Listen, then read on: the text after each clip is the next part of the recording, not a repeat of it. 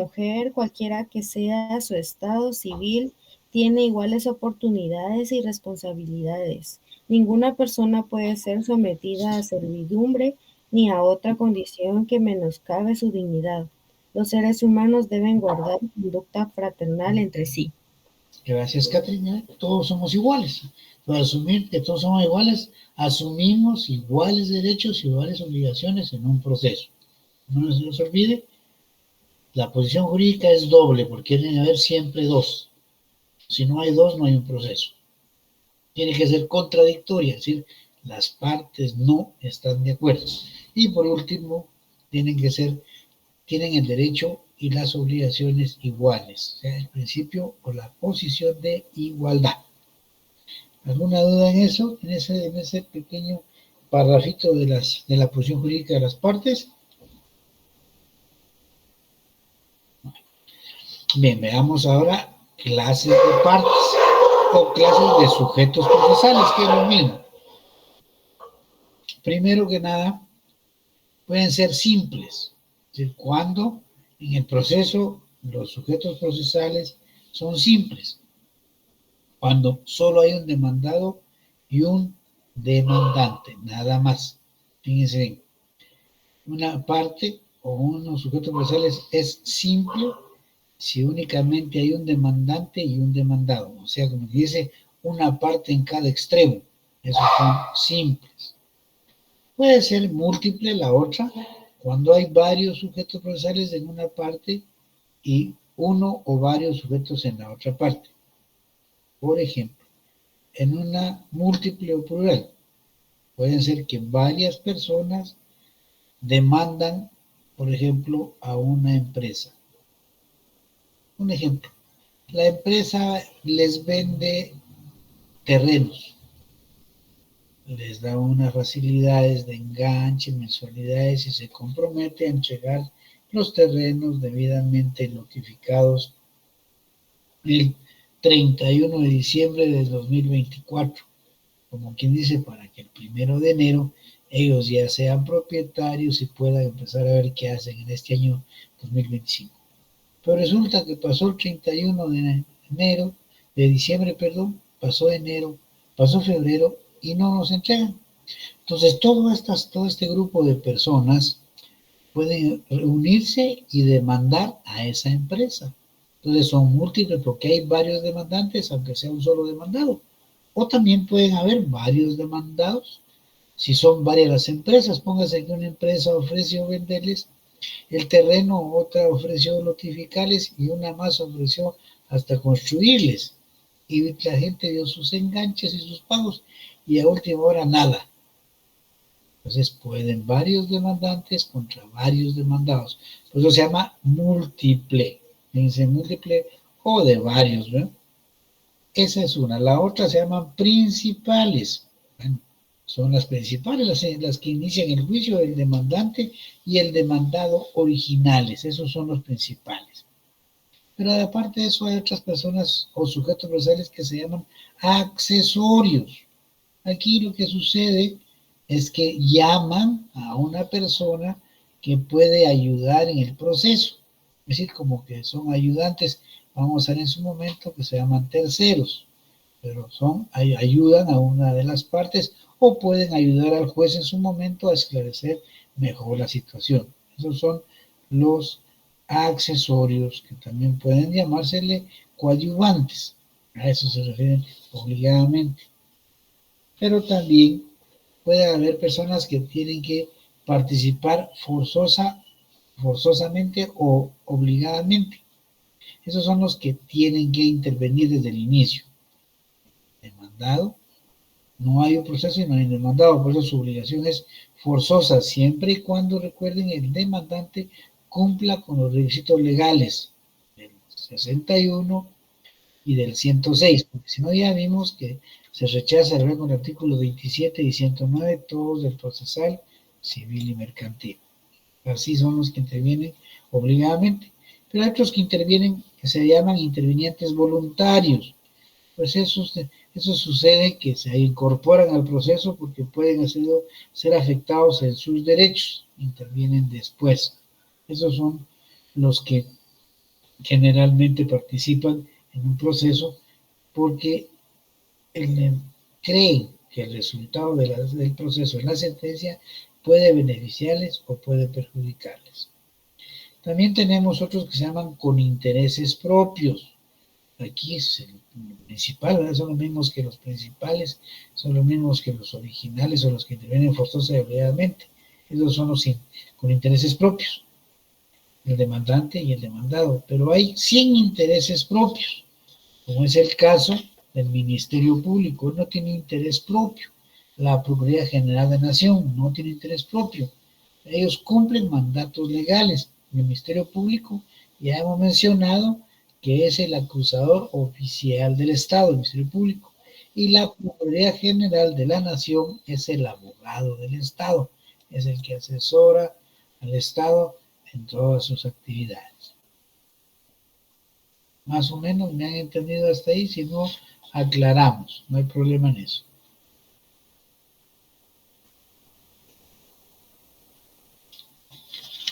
¿Estamos claros, jóvenes? ¿Podrías repetir, disculpe, los que intervienen de forma forzada? Miren, pues, miren, si se dan cuenta, todo está relacionado. Fíjense, los sujetos procesales simples o principales o forzosos son los mismos. Si es simple es porque hay un demandante y un demandado. Es principal porque es el que inicia el proceso, porque a él le afecta el resultado del proceso, del juicio. Y que intervienen forzosamente porque si no están, no hay proceso. Tienen que obligadamente, si no hay un demandado, ¿con quién se va a pelear el otro? Entonces son de intervención forzosa o también obligada. Esos, si se dan cuenta ustedes, todos esos tienen relación. El sujeto también simple también tiene relación con los que intervienen en forma accesoria o que intervienen voluntariamente, porque siguen siendo sujetos procesales simples porque son solos, o bien puede ser múltiples porque participan bastantes. Pero aquel forzoso es el que no puede dejar de participar. Si no participa, la misma ley lo sanciona. Cuando a una persona le notifican una demanda, desde ese momento queda obligado a participar en el proceso. Si no lo hace, él ya perdió el proceso. Lo perdió porque lo van a declarar rebelde. Y esa rebeldía implica que todo lo que dijeron en contra de él, pues es cierto y va a perder el juicio. Eso se refiere. Pero son los que forzosamente no pueden faltar en un proceso. ¿Algo más? Gracias, Luis.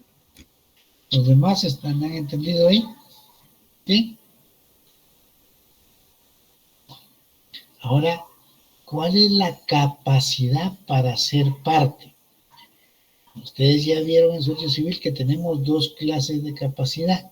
¿Cuáles son esas, jóvenes?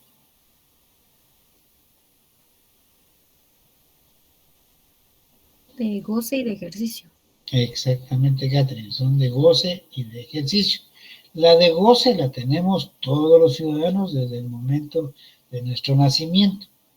Y si estamos por nacer con condiciones de viabilidad, desde ahí. Recuerden que dice el artículo 1 del Código Civil. Leámoslo, por favor, 1 del Código Civil, si lo tienen por ahí.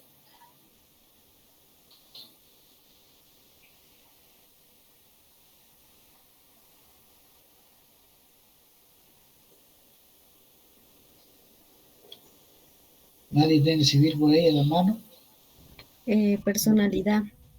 La personalidad civil comienza con el nacimiento y termina con la muerte. Sin embargo, al que está por nacer se le considera nacido para todo lo que le favorece siempre que nazca con condiciones de viabilidad. Gracias, Catherine. Esa es la capacidad de goce. La tenemos todos los ciudadanos desde ahí. Ahora, la capacidad de ejercicio la adquirimos cuando llegamos a la mayoría de edad. En el caso de Guatemala, 18 años. Es la capacidad para ser sujeto procesal en el caso de las personas naturales. Y en el caso de las personas jurídicas, pues cuando se constituyen y están debidamente inscritas en el registro mercantil. Ahí ellos tienen personalidad, que incluso han designado a una persona que ejerza su representación. No se les olvide, la capacidad para poder actuar en el mundo del derecho es la capacidad de ejercicio. Los que no han cumplido 18 años no pueden actuar válidamente en el mundo del derecho por sí solos. Tienen que hacerlo sus padres que ejercen la patria potestad, y si no tienen quien ejerza la patria potestad, pues quien ejerza la tutela en su momento adecuado. A eso se refiere la capacidad para poder actuar en el mundo del derecho. Y además de eso, tenemos lo que es la representación legal o procesal. ¿A qué se refiere con representación legal o procesal? Es cuando una persona actúa en un proceso en nombre de otra, representación.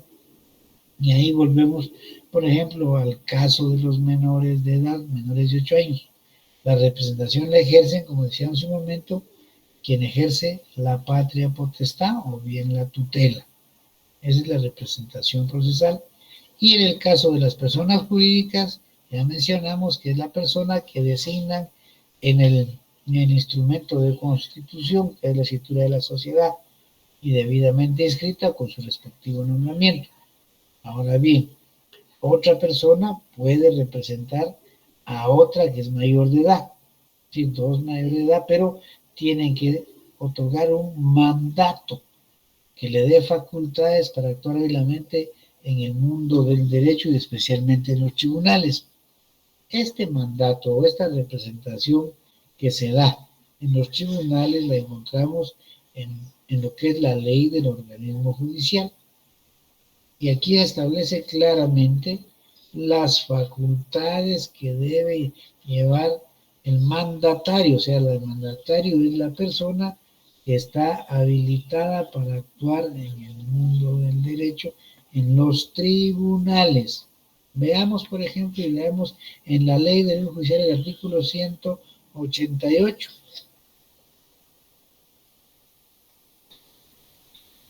188. Ley del organismo judicial, jóvenes.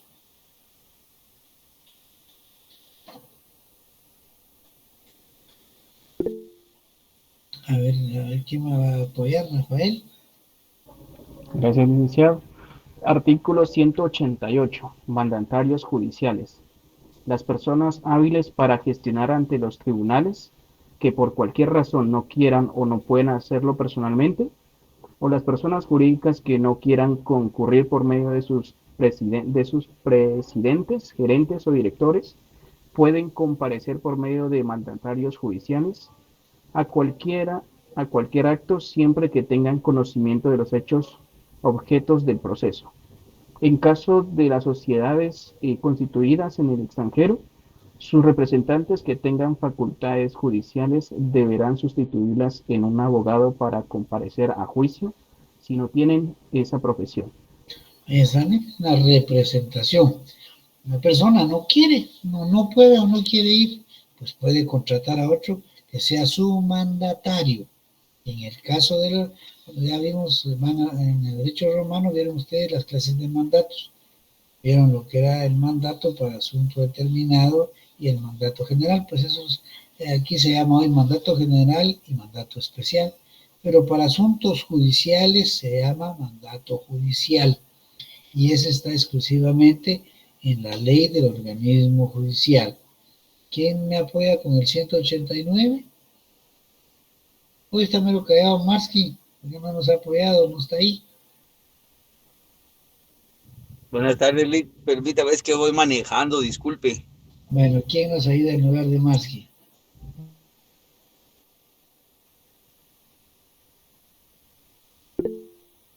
A ver, Daniel. Artículo 189. Forma de los mandatos.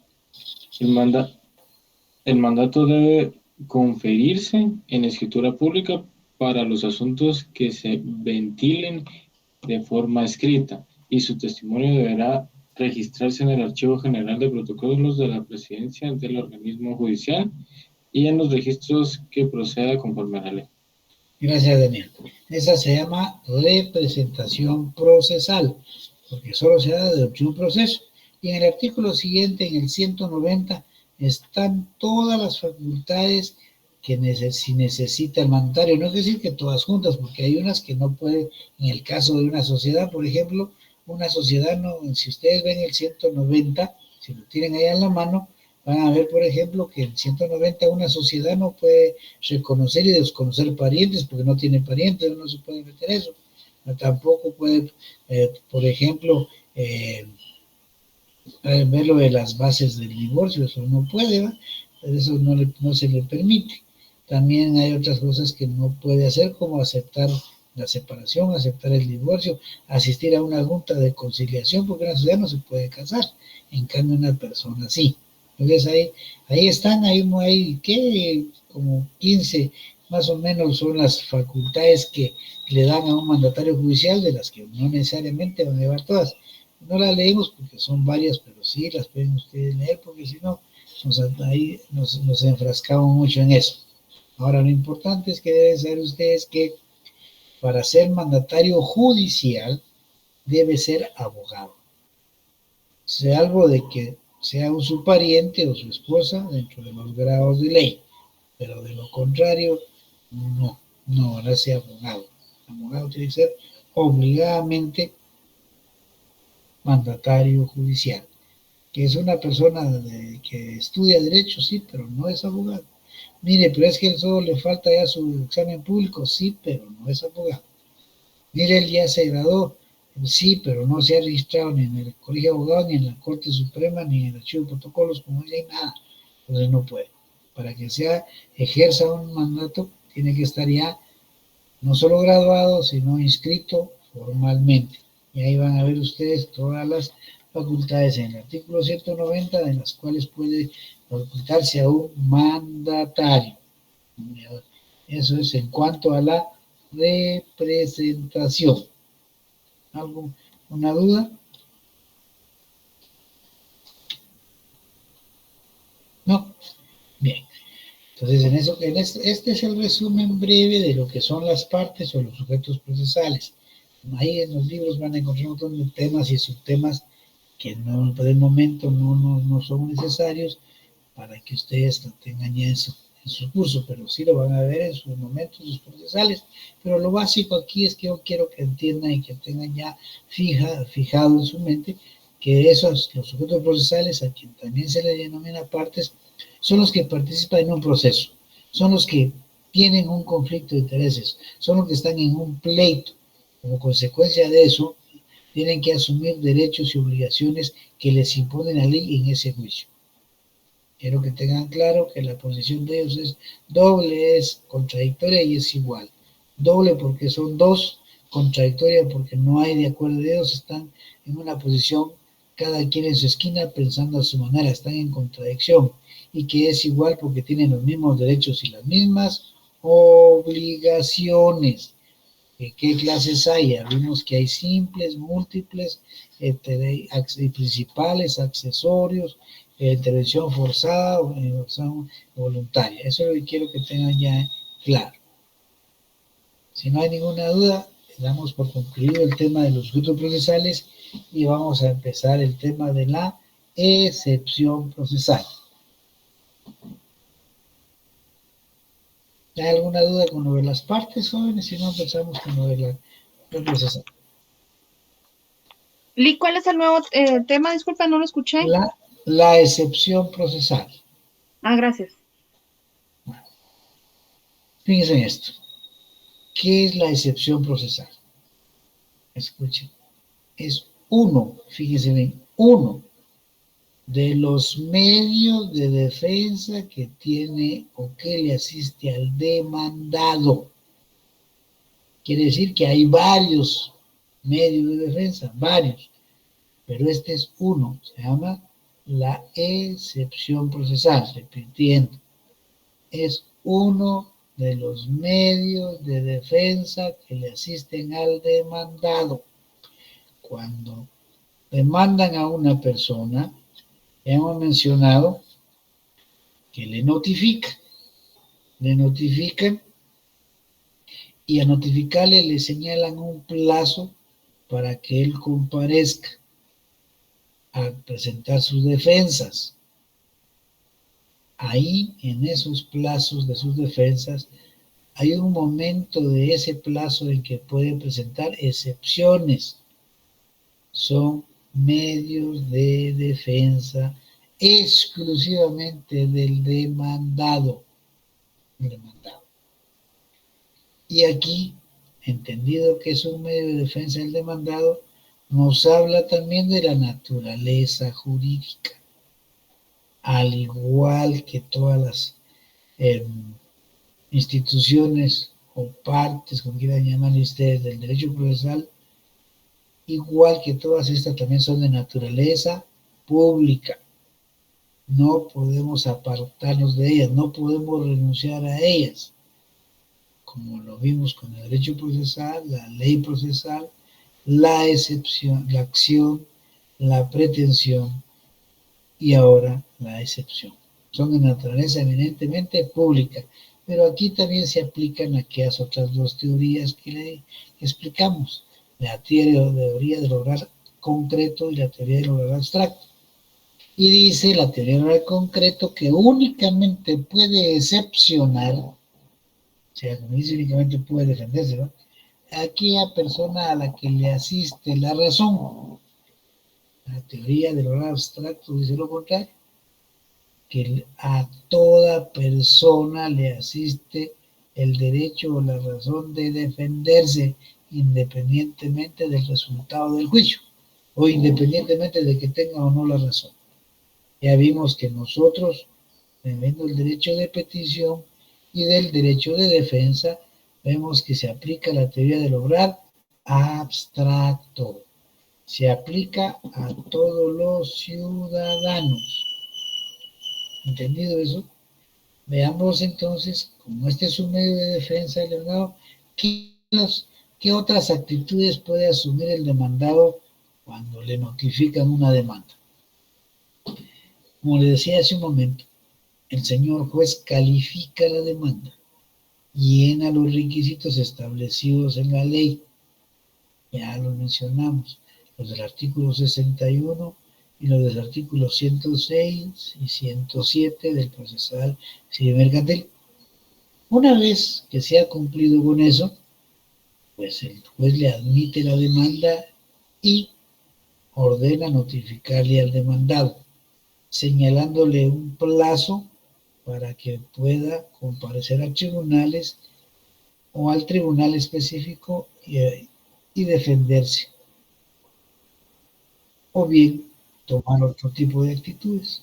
Veamos cuáles son esos tipos de actitudes que puede asumir. Son 7 actitudes, fíjense, 7 actitudes. Una que se llama pasiva total. Actitud pasiva total. Aquí, pues lo que sucede es que el demandado se le notifica la demanda, como lo ordena la ley, y la recibe, pero no responde la demanda, no participa para nada en el proceso.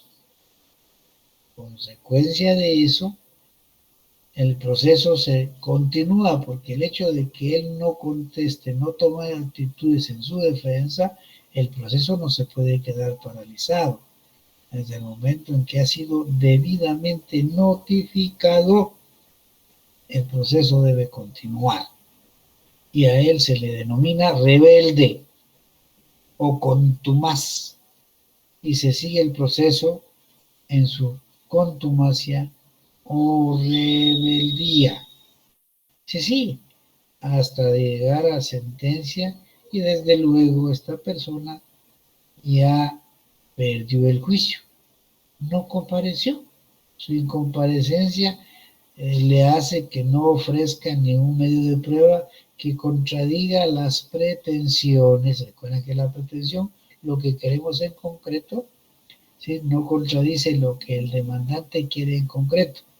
No se defiende, simplemente hace caso omiso de la demanda porque no le interesa posiblemente pelear o no tiene medios para defenderse y prefiere no acudir.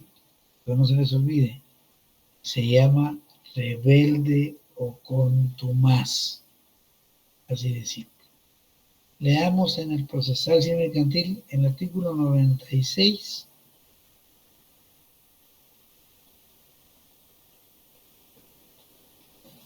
Procesal civil mercantil, ¿quién nos apoya? 96.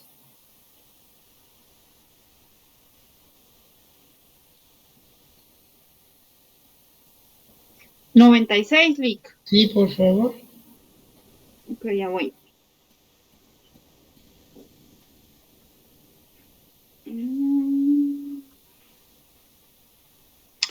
Artículo 96, vía ordinaria. Las contiendas que no te... ¿Perdón? Sí, ahí ese es. Ok. Las contiendas que no tengan señalada tramitación especial en este código se ventilarán en juicio ordinario. Ahí fíjense bien. Ahí nos vamos al juicio ordinario. Esperen, solo denme un minuto, por favor. Denme un minutito, denme un minuto. Ahorita vuelvo un minuto.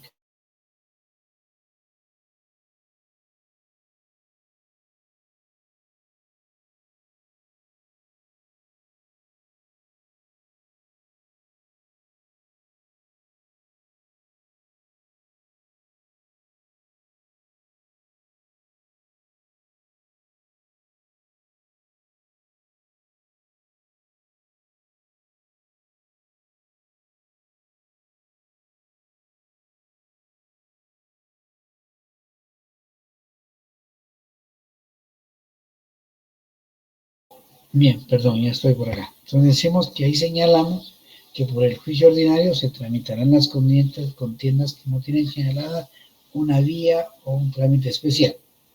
¿Qué sucede?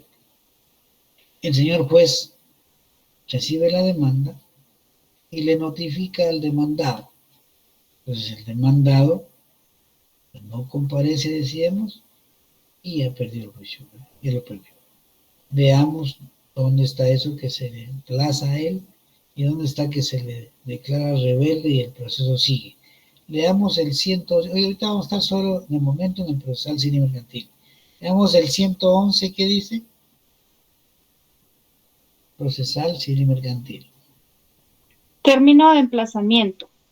Presentada la demanda en la forma debida, el juez emplazará a los demandados, concediéndoles audiencias por 9 días comunes a todos ellos.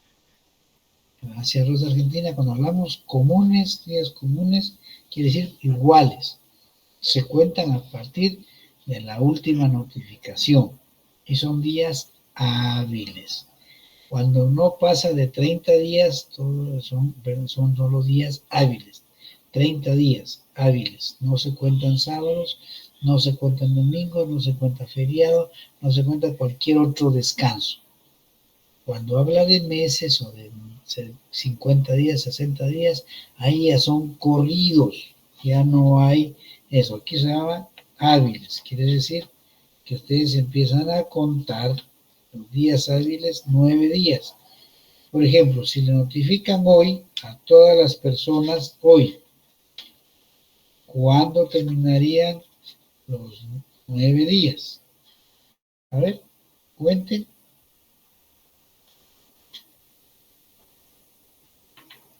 ¿Tienen un calendario por ahí? Cuenten. El miércoles de la otra semana. No, jueves de la otra semana. El jueves de las, no esta que viene no, sino la siguiente, el jueves. Ahí estamos. Fíjense bien, ahí tenemos hasta ese día. Pero vean bien, yo fui notificado hoy como demandado hoy. Y al demandante le notifican el martes que ya le dieron trámite a la demanda y se emplaza por 9 días, dice, a todos, dice, ¿verdad? A todos los demandados. Ahí se comparece todos los demandados.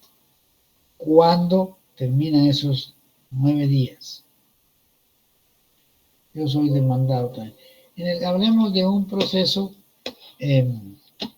múltiple, que hay múltiples partes. Hablemos de eso, múltiples partes. Hay varios demandados. A mí como demandante me notifican hoy. Al demandado le notifican uno al lunes, otro el martes, otro el miércoles. Y ahí estamos, todos están notificados ya. ¿Cuándo terminan esos 9 días?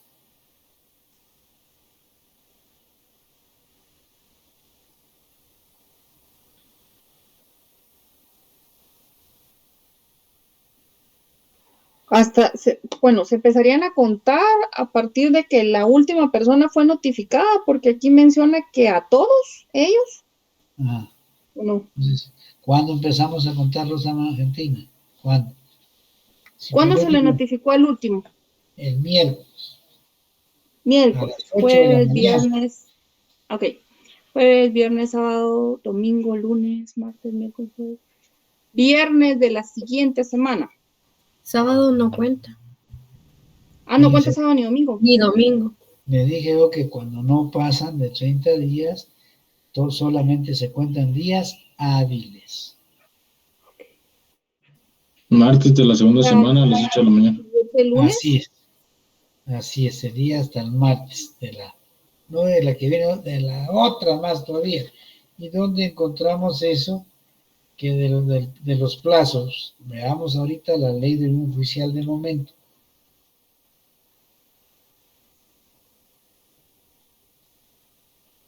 Veamos lo que dice el artículo 45.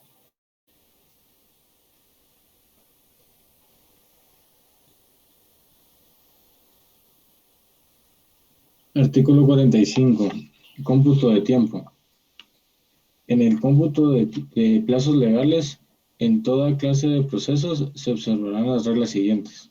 A. El día es de 24 horas, que empezará a contarse desde la medianoche, o sea, a las 0 horas. Para los efectos legales, es la B, se entiende por noche el tiempo comprendido entre las 18 de un día y las 6 del siguiente día. C. Los meses y los años se regulan por un número de días que les corresponde según el calendario georgiano. D. Terminará los años y los meses la víspera de la fecha en que ha principiado a contarse. Daniel, estos dos son muy importantes. Lleven la lectura y déjenlo ahí más pausado. A ver, Daniel, gracias, Daniel. En el C y el D. El E. El E, ok. En los plazos en que se computen por días no se incluirán los días inhábiles. Inhábiles son los días de feriado que se declare oficialmente, los domingos y los sábados cuando por adopción de jornada continua de trabajo o jornada semanal de trabajo no menor a 40 horas se tenga como días de descanso y los días en que por cualquier causa el tribunal hubiese permanecido cerrado en el curso de todas las horas laborales. F. Todo plazo debe computarse a partir del día siguiente al de la última notificación, salvo el establecido o fijado por horas, que se computará como lo establece el artículo 46 de esta ley. En materia impositiva, el cómputo se hará en la forma que se determinen las leyes de la materia. Cuando se habla de leyes impositivas son de impuestos. Ahí encontramos la ley de la SATMA, la famosa ley orgánica de la Superintendencia de Administración Tributaria y todas las leyes tributarias, el Código Tributario, leyes aduaneras, ahí es otra cosa. Eso es distinto. Pero en todos los demás procesos se aplica lo que acabamos de leer. Y estamos claros que son días inhábiles el sábado, el domingo, feriado o bien cualquier otro día que se declare de descanso. Porque recuérdense que feriado solo hay uno, el día de la feria, nada más, el día de la feria. Y ahí aquí en Guatemala el día de la feria es el 15 de agosto. Y a cualquier otro feria y a otro descanso que den no se llama feriado. Por mala práctica no dice hay feriado, pero no es feriado. Lo que es descanso. Un descanso que se declare pues oficialmente. Los demás, sábado y domingo.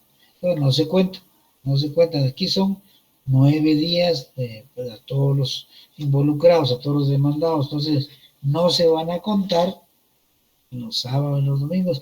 Y siempre se cuentan, como dice el inciso F, a partir del día siguiente de la última notificación. ¿Ver?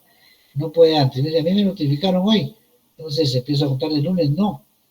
Entonces, lo que hay que estar atentos de notificaciones, fíjense bien que si a mí me notifican el día de hoy y a los demás hasta el miércoles o jueves, yo tengo ventaja. ¿Por qué? Porque tengo más tiempo. Porque para mí lunes, martes y miércoles no cuentan y sin embargo puedo preparar mejor mi defensa. Tengo para hacer los mejores argumentos y buscar medios de prueba. Y pues, y si algunos de esos me notifican hasta el viernes, imagínense, tengo yo una semana más así que más de los 5 días hábiles, porque tendría incluso sábado y domingo para preparar mi defensa. ¿Sí, Daniel? Una pregunta, en estos casos, ¿cómo se sabe cuándo fue o cuándo se le hizo la notificación a la última persona? Ay, mire, pues cuando uno está ejerciendo en la calle, a usted le notifican el día de hoy. Y lo que uno hace es que el día lunes, más o menos a mediodía, después de mediodía, va al tribunal y pide el expediente y le pregunta al notificador, mire, ya notificó aquí, compañero, sí, ya présteme se llama cédulas de notificación. O le dice, no, fíjese que no, voy a ir a notificar como por el orden que tengo en esa zona, me toca notificar el martes o el jueves. Entonces uno siempre dice, pero présteme el expediente y quiero ver las cédulas por cualquier cosa. Entonces así es como uno se entera, porque el tribunal no le avisa a usted, mire, ya le notifiqué al último, empieza a contar, no, esa es la función de uno, por eso dicen que actúa bajo la dirección y procuración. Dirección es dirigir a la persona en el proceso y procurar es eso, es ir a procurar ver cómo va, qué pasó, qué está haciendo, es lo que anda haciendo uno en los tribunales todos los días, procurando. Por eso le dicen en un lado, mire, necesito un procurador, es el que tiene que ir a los tribunales, tiene que estar atento, apuntando y viendo ahí qué fechas y todo para que no haya ningún problema. Por eso le digo, pero uno debe prepararse a partir del día siguiente que le digan a uno. Y si hay mucho más tiempo, pues gracias a Dios, prepara uno mejor, pero uno debe empezar desde el día siguiente. A mí me notificaron hoy, mañana empiezo. Porque si uno dice, no, pero no han notificado otra parte, no han notificado, no hay pena, no sé, no. Y de repente viene el notificador y fue y notificó a todos. Sí, pero es que él me dijo que el viernes iba a notificar allá en la zona 10 y él es que hasta ese día, porque el día miércoles le toca notificar en la zona 8, pero puede ser que terminó temprano en la zona 8 y de ahí se fue de una vez para la zona 10 para salir del trabajo, para avanzar. Y uno confiado, pues uno tiene que prepararse e ir a procurar. A ver, procurarles eso, ir a hablar con el notificador, que le preste el expediente, usted lo mira, ahí tiene que estar, así se llama, hacer una notificación, es una hoja donde dice ahí a qué hora, si en qué lugar notificó, a quién le notificó, si firmó de recibido o si no firmó, así de simple. Esa es como uno empieza a contar, Daniel, pero usted cuando toque, se notifican hoy, usted da idea de que empieza a contar a partir del lunes. Si a la otra lo notifican hasta el viernes, pues usted tiene una semana más para componer su contratación de demanda, para ver los sustantivos, para hablar con las personas que va a usted de testigo, tiene mucho más tiempo. Pero sí tiene que tener cuidado, no porque solo le diga, mire, no he notificado, entonces vengo la otra semana. Ay, mire, no he podido y de repente ya fue. Uno pide el expediente. Préstame el expediente un ratito. No le pueden negar, aquí está, vean. Entonces uno ve al final, porque al final del expediente, por el orden que va, tienen que estar las respectivas notificaciones. Entonces le preguntan, no, mire compañero, y aquí ya notificó porque falta una cédula. No, no he podido, o ya fui solo que no he puesto la cédula. Por favor, póngala, quiero ver cuándo notificó. Y como aquí habla de días y hábiles, no quiero de que mire que fue a las 8, que fue a las 10, no importa. Ahora, salvo cuando habla por horas, que ahí mismo le dice. Cuando se habla de horas, de 24 horas. Entonces, cuando son 24 horas, ahí se cuentan a partir, si son las 8 de la noche, ahí, a las 9, a las 10, a las 12, empieza a contar las 24 horas. Si le dicen 3 horas, si le dicen 6 horas, ahí no hay quiero de que mire, es sábado y domingo, no, ahí es por horas. Ahí sí tiene que cumplir.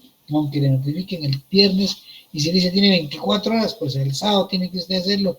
¿Y cómo lo puede dejar? Pues a un juzgado de turno, porque el juzgado que le entregaron puede estar cerrado porque no trabaja el fin de semana, pero están los juzgados de turno, no puede decir, bueno, el juzgado lo cerraron, entonces no puedo llevar nada, lo llevo hasta el lunes cuento las 24 horas, no.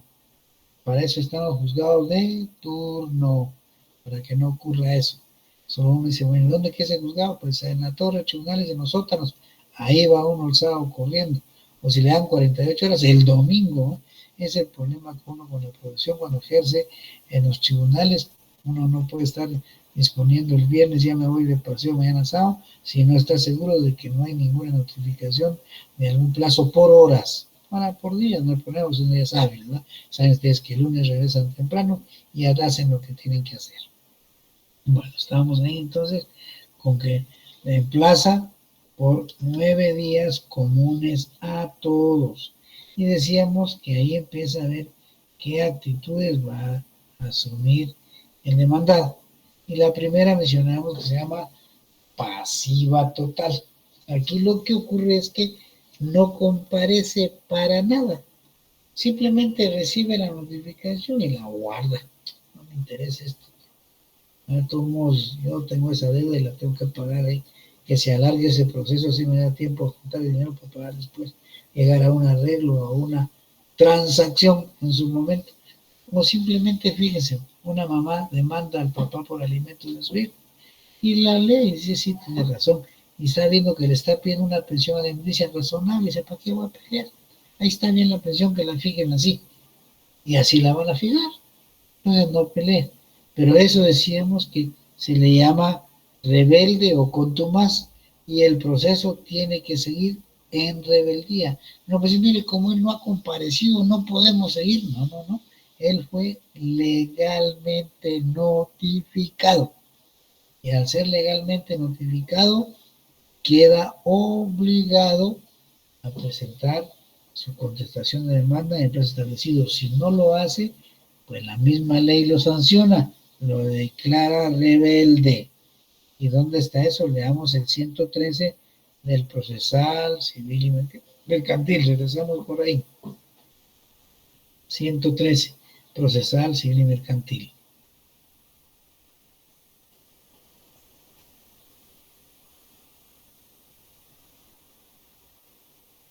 Rafa. Rebeldía del demandado. A ver, Rosangélica, Argentina.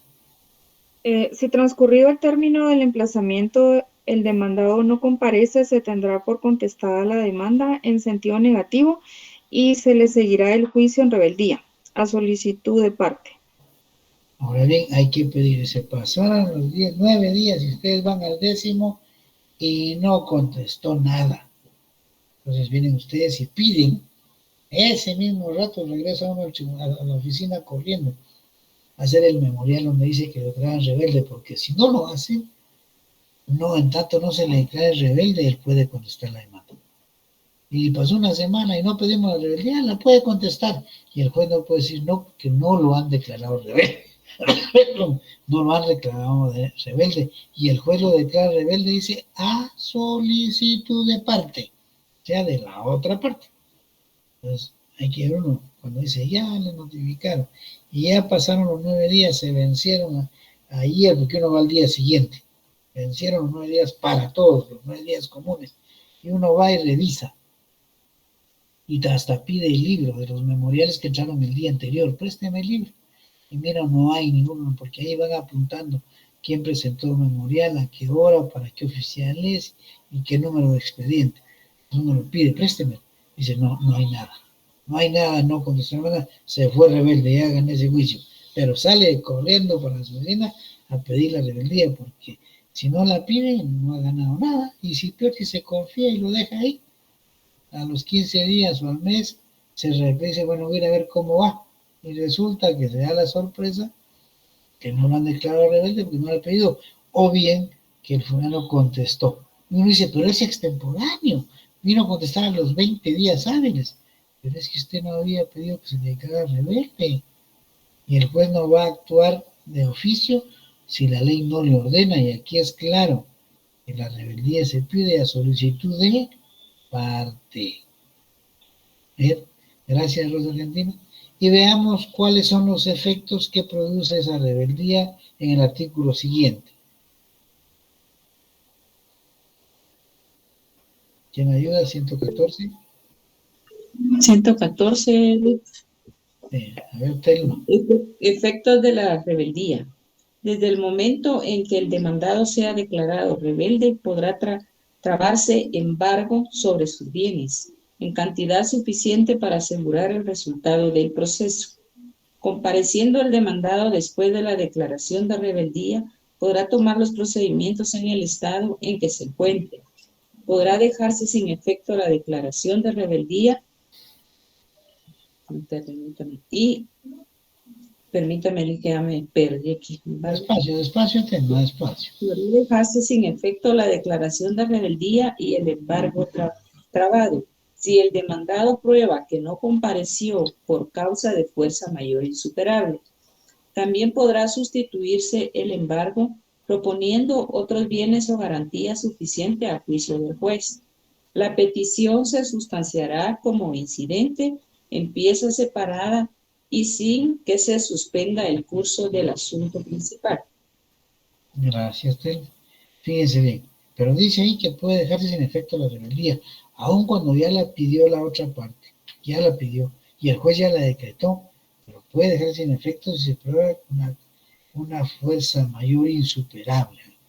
Por ejemplo, resulta de que ese día que le notificaron, o en esos antes de que vencieran los 9 días, tuvo un problema de salud grave y tuvo que hospitalizarse, y no pudo. Es algo insuperable. Y máxime si va a estar, fue objeto de por las circunstancias, una operación, póngase, o tuvo que salir del país por una emergencia que tiene que justificarla con el movimiento migratorio de que no pudo porque era insuperable, tuvo que salir por un asunto grave fuera de Guatemala. O sea, hay cosas que no puede, no le permitieron, son causas insuperables, o que fue detenido por un asunto en un proceso penal y que está preso. O sea, son causas que dicen, no, mire, yo no pude, porque esta causa me lo impidió, pero es una causa, ahí sí que una causa de fuerza mayor o insuperable. Entonces pueden decir, mire, regresemos, porque eso sí está, hay que dejarlo sin efecto y regresar para que él conteste su demanda y sigamos. A eso se refiere que puede dejarse sin efecto. Entonces la primera, recuerden bien, la primera actitud del demandado frente a la demanda que presentó el sujeto activo o el su demandante, la primera es pasiva total. Y decíamos que se le llama rebelde o contumaz. El juicio se sigue en rebeldía o en contumacia. Aparte de esa, la otra posición se llama, o actitud se llama menos pasiva. Aquí lo que sucede es que el demandado no se opone, no contesta la demanda en ningún sentido, ni negativo, ni afirmativo, ni nada, sino que únicamente señala en un lugar para que le notifique, ¿verdad? Y pues desde luego ahí le van a estar notificando todo lo que va sucediendo en un proceso. Y no se le declara rebelde, pero ¿cómo? Ni qué importa si él no se está defendiendo, solo está esperando a ver qué pasa. Es como que le hubieran declarado rebelde. Pero para enterarse, porque mire, cuando le notifican la demanda la primera vez, si él no comparece, ya no le notifican porque él no compareció. Entonces le notifican lo que se llama por los estrados del tribunal. Ahí en los tribunales, si tienen oportunidad algunos ya de ir porque están trabajando con abogados, o más adelante que tengan oportunidad, van a ver que afuera de los juzgados hay unas como pizarras ahí, con donde pegan o engrapan las cédulas de notificación. Quiere decir que todas las que están ahí de personas que se quedaron rebeldes, porque no se han dado en ningún lugar. En cambio, en la menos pasiva, sí señalan un lugar para que le notifiquen. No es rebelde, no se le crea rebelde porque, no sé, porque sí compareció, pero no se defiende, solo se va a ir enterando cómo va el proceso, como dice, estar atento a cuando llega sentencia, o simple y sencillamente enterarse de lo que va a ser obligado después. Y es el caso de alimentos, ¿verdad? Voy a ver al final cuánto me van a poner de pensión y cuándo va a tener ese proceso. Voy a poner un lugar para que me notifique, nada más. Esa se llama menos pasiva. Vamos con 2 actitudes. La tercera se llama pasiva desfavorable. Aquí lo que sucede es que el demandado acepta como ciertos todos los hechos, dice, ven, todos los hechos que dice el demandante, los acepta. Sí, señor juez, es cierto, yo debo la renta de la casa. Sí, señor juez, es cierto, yo no me salgo, ni me he salido. Sí, señor juez, es cierto, no he pagado los servicios. Debo la luz, debo el agua, debo el teléfono, debo el cable, es cierto, todo eso es cierto. Entonces, a él pues se le declara confeso, fíjense bien, confeso, es confesó. Y eso se llama, en esos casos lo que hace el juez es que se le declara confeso porque se allanó a los hechos, es un allanamiento. Entonces lo que hace el juez es que lo cita para que un día decir si está seguro o ratifica todo lo que dijo. Y si dice que sí, pues el juez solo dicta la sentencia.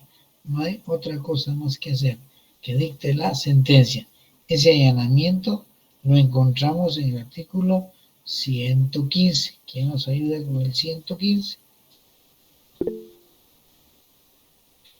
A ver, Sar.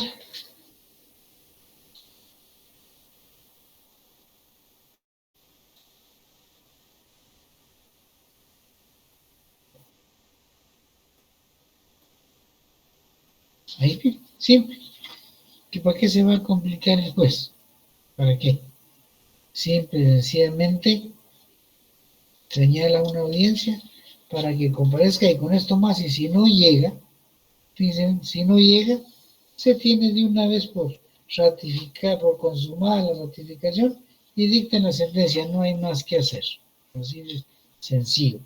Entonces, estamos en las actitudes normales de que puede ser la pasiva desfavorable, que se llama el allanamiento, pero no vayan a confundir el allanamiento con lo que hace la policía o lo que hace el Ministerio Público de entrar a un lugar donde está cometiéndose un delito, secreto, o hay pruebas para rescatarlas para una investigación de tipo penal. No, son dos cosas distintas. Aquí estamos viendo el allanamiento como una actitud del demandado que acepta los hechos que plantea la parte actora o la parte demandante. ¿Me han entendido hasta ahí? ¿Sí? ¿Puede repetir el concepto de allanamiento, por favor? Mire, el allanamiento así consiste en que el demandado acepta todos los hechos que le señala el demandante. Y cuando eso sucede, pues lo que pasa es que el juez señala una audiencia para que vaya a ratificar, y una vez ratificada ¿cómo se llama? La figura de que acepta todos los hechos, el juez dicta la sentencia. Nada más. Ahí se terminó. ¿Para qué se va a seguir? ¿Para qué se van a decir pruebas? ¿Para qué van a llevar testigos? ¿Para qué van a hacer reconocimientos judiciales? ¿Para qué van a rendir informes de técnicos, de peritos? ¿Para qué? Si él ya aceptó que todo es cierto, no tiene caso seguir un proceso si al final el resultado va a ser el mismo. Él ya aceptó, está de acuerdo con todo, dicta la sentencia que va a ser en contra de él, ¿verdad? A favor del demandante. Ahora sí, Rosa Argentina. Sí, gracias, Lic. Bueno, ahora son las menos 4 minutos. Bien, las otras también son un poquito largas de explicar cada una, entonces vamos a dejar por hoy 3. Las otras las seguimos la otra semana. La otra semana también seguimos virtual, porque esta semana nos tocaba presencial, ¿verdad? Pero no se pudo. Entonces la otra semana volvemos otra vez aquí, ahí sí que en estas mismas computadoras. Ya que les deseo buen provecho, feliz noche, cuídense. Pasen un bonito fin de semana y que todo les salga bien.